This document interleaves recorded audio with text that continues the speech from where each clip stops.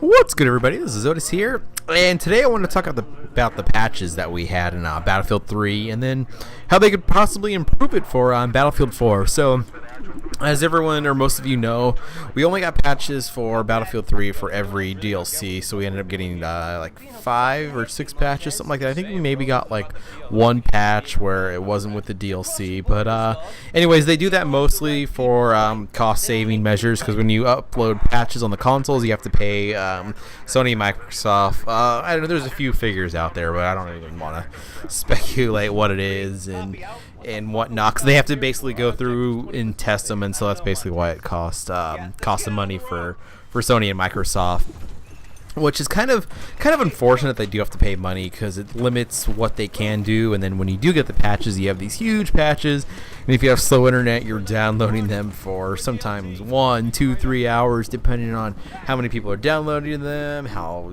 your internet's going. There's just so many different factors.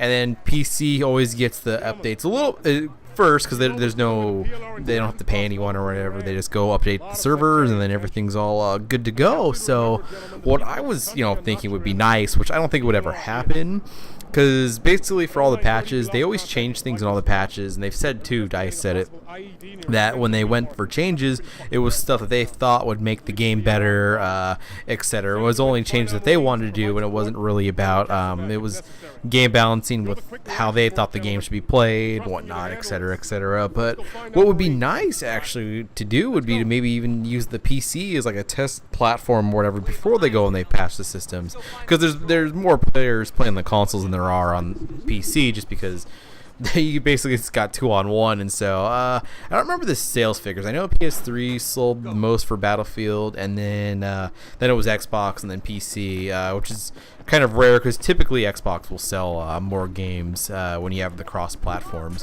But anyways, it'd be nice, maybe they do something like once a month or whatever. Maybe do a couple changes, throw it up on PC, test some things out, or maybe even have some extra servers where it's just maybe some possible changes where you can still play the game or not, and you could try the changes out, and they could see before they go and release them to the consoles or maybe even to PC, to see if it would actually work for Battlefield, like in general. Because I'm sure there were some changes where they had it and stuff where they just said, yeah, that's kind of too bad. I know when Suppression, after they made it horrible, which I think it was after the second or third DLC, where basically if anyone's shooting in front of you, your character just got instantly drunk, and you couldn't hit anything, and you had to have the anti-suppression on too, and whatnot. So that was kind of interesting. They said, yeah, we did make it a little too strong. I think it was a couple weeks after that, which I think everyone easily agreed with, which was kind of funny too. And then right after the next patch, they of course toned it down. I still think it's a little too strong how it is now. I think if they do keep it in Battlefield 4, which I do not, I'm very, very against suppression. I understand it, and it's good too. It just basically gives worse people an advantage. I mean, if you're not able to kill it first person, if you're shooting at him first, you're not able to kill him in your 5 or 10 shots. That gives you a huge advantage because you're suppressing them already. You can do that pre-fire around corners and stuff, and it's just, I don't know, there's kind of maybe some strategy to it, but overall I just think it's it just doesn't do the game justice too, because it's not it's skill, it's almost luck, because you've got two people suppressing each other, and you just got your clips that are, or not your clips, your bullets are just going all over the place, and it's kind of, I don't know, it just takes the fun out of the game too when you go and your crosshairs are right on a guy and your 10 bullets go all the way around the person, like you're just trying to shoot out of the shadow, and it's just, I don't know, it's unfortunate, and it's frustrating sometimes too, because you've got these guys with these machine guns who are just spraying and spraying, and you'll shoot 2 clips on them, it'll be right on them sometimes. I've seen that before too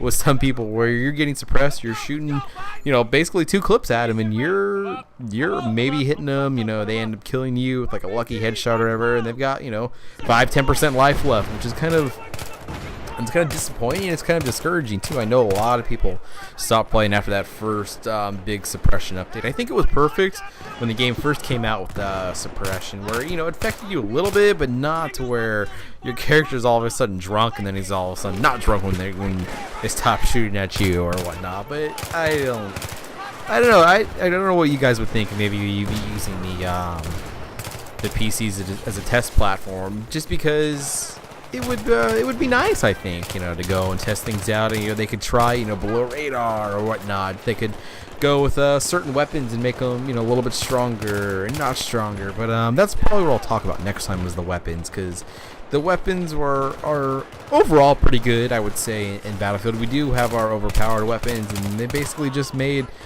everything else overpowered so they could all match, and it was just kind of weird and stuff. And this is just me and my single player campaign that I'm just gonna keep building on. You can see I'm starting to do stupid things and stuff in there and just screw around. But I don't know, hopefully you guys enjoyed this, and thanks for watching.